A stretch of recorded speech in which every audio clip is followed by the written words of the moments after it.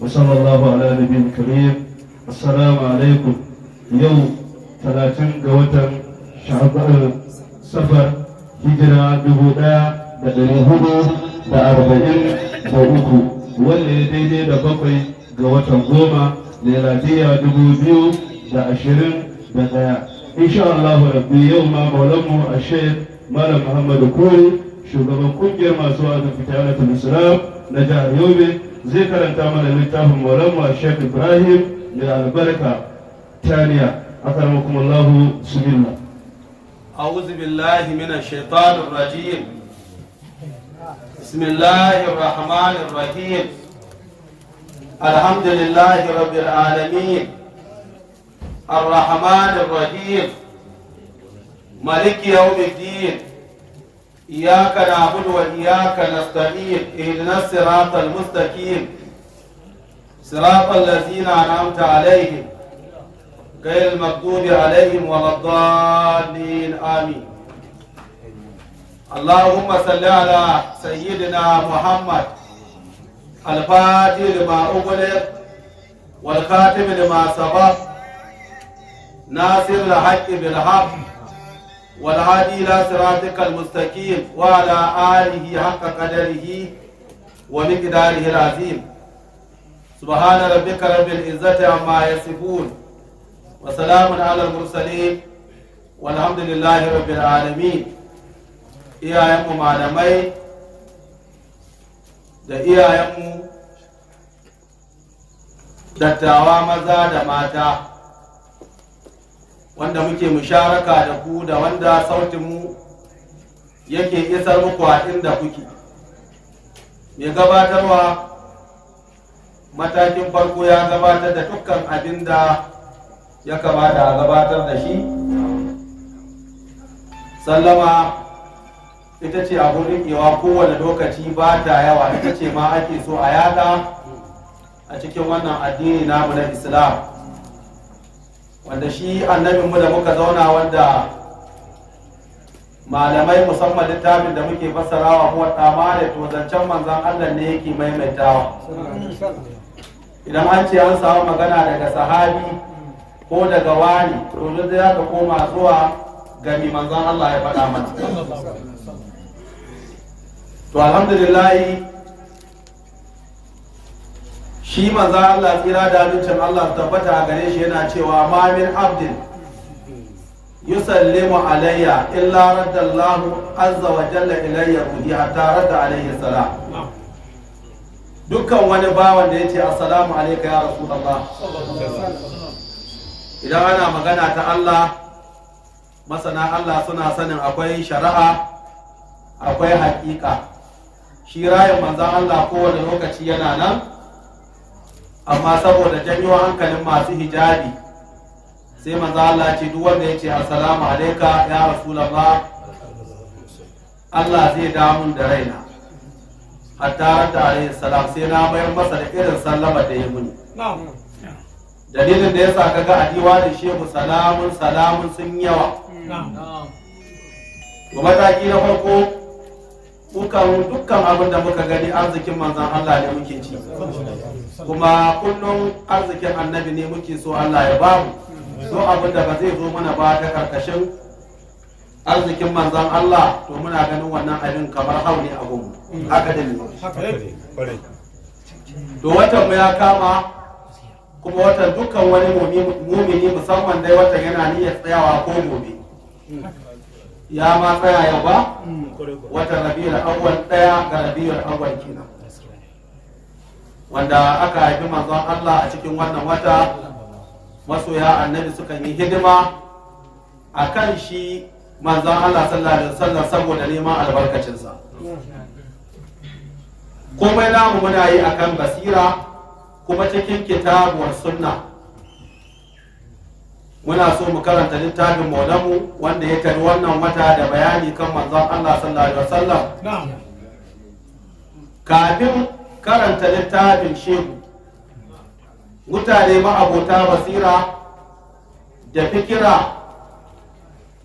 su saurari abin da muka samu a wajen sahabban manzon Allah abinda suka faɗa kan maulidin annabi sallallahu alaihi wasallam. Daga nan sai mu ɗauki littafin mu san abinda muke yi ba yana cikin addini. Idan kaga mutum ya jahi maulidi daman can bai yi karatu ba, ko kuma a'a Allah bai rubuta masa arzikin lahira ba. Annabi bai tsira da abincin Allah su tabbata a gare shi yana ce mana, alaikum bi sunnati wa sunnatul khulafa'ur rashidin. Na hore ku da bin sunnata da bin sunnar kalifofin nan nawa shiryayyu masu shiryarwa. Kalifofin manzon Allah khulafa'ur rashidin ana nuna a takaice akwai sayyidina Abubakar, sayyidina Umar, sayyidina Usman, sayyidina Ali karramallahu wajahu da sauran sahabbai gaba daya. Abinda ya zo fa a cikin a rubuce a cikin wannan addini namu na Islam, a cikin shari'a, a cikin sunnar manzon Allah wanda tsira da abincin Allah tabbata a gare shi, musoma da kalifar farko sayyidina Abubakar.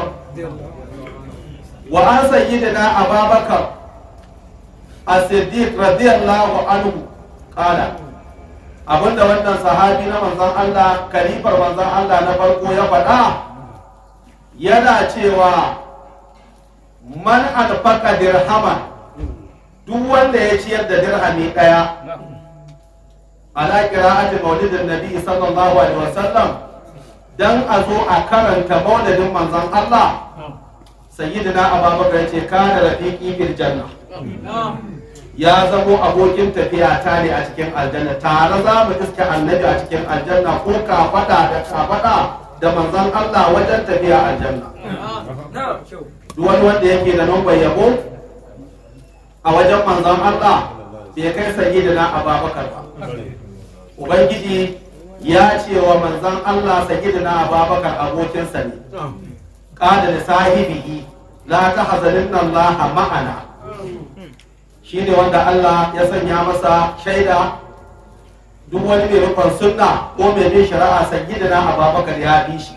Ga abin da ya faɗa akan maulidin manzon Allah. Wa an sayyidina Umar bin Khattab radiyallahu anhuma annahu qala, abinda sayyidina Umar ya faɗa yace, man azama maulidan nabi sallallahu alaihi wasallam, duk wanda ya girmama maulidin manzon Allah ranar da aka haifi annabi ko watan haihuwar manzon Allah, faqad ahayal islam. Sayyidina Umar yace ya raya addinin musulunci. A wajen ma ake koyan addini, a wajen sa ake koyan addini. Annabi ya fi ka san su, sun fi ka san annabi, sun fi ka sanin addini. Ga abin da suka faɗa kan maulidin manzon Allah. Wa sayyidina Usman bin Affan radiyallahu ta'ala anhuma, shi din nan abin da ya faɗa, man arfaqa dirhaman, duk wanda ya ciyar da dirhami daya ala qira'ati maulidin nabi sallallahu alaihi wasallam, a bisa a zo a karanta maulidin manzon Allah, fa ka annama shahida gazwata badar wa hunayn, kamar wanda ya je yakin badar ne ko ya je yakin hunayn, yana daga cikin shahidai. Wa an sayyidina Ali radiyallahu anhu aw karrama Allah wajhahu, abin da ya faɗa yana cewa man azzama maulidan nabi sallallahu alaihi wasallam, wanda ya girmama maulidin annabi wa sababa qira'atihi, ma'ana wai anan dalilin karatun maulidin manzon Allah ne ya fito da kai daga gidanka, ka tashi ka ji ga inda ake maulidin annabi, bari ka tashi ka je me za a faɗa abun taron maulidin annabi. Sayyidina Ali yake cewa wannan mutumin la yakhruju min ad-dunya illa bil iman, ba zai fita daga wannan duniya ba, wajibi ne sai ya fita yana mai imani. Wa yadkhulul janna bi ghairi hisab, za a shigar da shi aljanna ba tare da hisabi ba. Ga zancen kula fa'ur rashidin akan maulidin manzon Allah. Sauran sahabbai wa an Hasan al-Basri radiyallahu anhu shi din nan abin da ya faɗa yace wadittu ni din nan naso lauka da ni da a ce a gare ni mislu jabal akwai kwatancin dutse uhudin zahaban ya kai girman uhudu kuma na gol na zinari fa anfaqtuhu ala qira'ati maulidin nabi sallallahu alaihi wasallam zan ciyar da shi a bisa a zo a karanta maulidin annabi sallallahu alaihi wasallam wa qala junayd al-baghdadi abunda junayd al-baghdadi ya faɗa qaddasa Allahu sirrahu Allah ya tsarkake sirrinsa yana cewa man hadara maulidan nabi sallallahu alaihi wasallam duk wanda ya halarci maulidin manzon Allah tsira da abincin Allah sun tabbata a gare shi wa azzama qadarahu kuma ya je girmama darajojin manzon Allah ya saurari abin da aka faɗa faqad faza bil iman ya rahoto da imani wa qala ma'rufur karki ma'rufur karki abin da ya faɗa yana cewa man hayya fa'aman duk wanda ya tanadin abinci ya ajiye abin da ya sa ya tanadin abinci ya ajiye la ajli qira'ati maulidin nabi saboda a zo a karanta maulidin manzon Allah wa jama'a ikwanan ya tare ɗan uwa musulmai wa waqa da sirajan ya haska fitila ya sa haske a wurin wa labisa jadidan ya sanya sabuwar sutura in ma baya da ita ya wanke sutura sai ran babu da wata bakara ya sanya turaren wuta irin wanda yake tashi mai hayaki shine tabakkara wata abdara ko ya sanya turare na fesawa ta'aziman li qira'ati maulidin nabi sallallahu alaihi wasallam yayi haka ne saboda a karanta maulidin annabi saboda girmamawa asharafu Allah yawmal qiyamah Allah zai taro shi ranar alkiyama ma'a mirfiqatil ula min annabi tare da jama'a farko masu daraja su ne annabawa wa kana bi a'lal illiyin idan alkiyama ta tsaya ya kasance a cikin jannatin illiyin za a ganshi wa qala al-imam shafi'i radiyallahu ta'ala anhu imam shafi'i abinda ya faɗa a man jama'a maulidin nabi sallallahu alaihi wasallam wanda ya tara jama'a saboda maulidin annabi wanda tsira da abincin Allah sun tabbata a gare shi wata hayya'a ya ciyar da su abinci ya tanadi wa akla makanan kuma ya keɓanci wuri keɓanta wannan wuri don a zo a karanta maulidin annabi wa amila ihsanan ya yi ayyuka na kyautatawa ba don komai ba saboda maulidin annabi sallallahu alaihi wasallam wa kana sababan da qira'atihi ya zama shine dalilin a zo a yi maulidin annabi wanda ya sanya ma mutane ra'ayin maulidin manzon Allah abinda Imam Shafi ya ce ba asallahu yawmal qiyamati idan alkiyama ta tsaya Allah zai tashe shi ma annabi da tare da annabawa wasiddiqi da shadiqai wa shuhada da shahidai wa salihin da kuma salihai mutanen kirki wa yakunu fi jannatin nabi zai kasance a cikin aljanna mai ni'ima zancen sahabbai ne akan maulidi mutumin da ya zo makaranta shekara 20 ko shekara 100 ya shiru kan magana addinin musulunci ya zauna kan almajiri ba inda ake maulidin manzon Allah biye da Makka da Madina ba inda ake wazifa biye da Makka da Madina ba ka da tarihin musulunci baka san komai ba kana sa baki wai ba a yi maulidi a Makka ba a yi a Madina ba to ya aka yi Makka ta dawo ta da dama take yi kwanan nan ya aka yi ba a yi ita ta da dama aka so mai a Makka daman can ana yi kamar yadda kasar mulki kowane ƙasa wani lokaci mutanen kirki su karɓa wani lokaci mutanen banza su karɓa yaƙi aka yi ne a tsakanin Jafar al-Mansur jikokin Shehu Tijjani wanda aka kore su suka bar ƙasa dalilin da yasa aka haifi Shehu Tijjani a ƙasashen yamma duk mutanen kirki sai a kama su a ɗaure aka ce masa masu wazifan nan idan ka bari to za su roƙi Allah mulkin nan za a karɓe shi ba inda ake wazifa biye da Makka da Madina ba inda ake maulidin manzon Allah da Makka da Madina ya ishe ka ishara. Duk malamin kirki inda ya kammala da malami ne yana maulidi ko yana goyon bayan maulidi. Duk kammalallen malami to yana maulidi yana goyon bayan maulidi. Daman abinda muka dura za mu karanta muwaɗa, to ta da ne za mu shiga abinda shehinmu ya faɗa. Shehu yana cewa kafin tali'a din yana mana maraba ya ce ahalan bishaharin ƙar'ata bil mukassas. Wai maraba lale sannu da zuwa wannan watan da ka zo da abin keɓanta shi ne watan Rabiul Awwal. Waye ne abin keɓanta?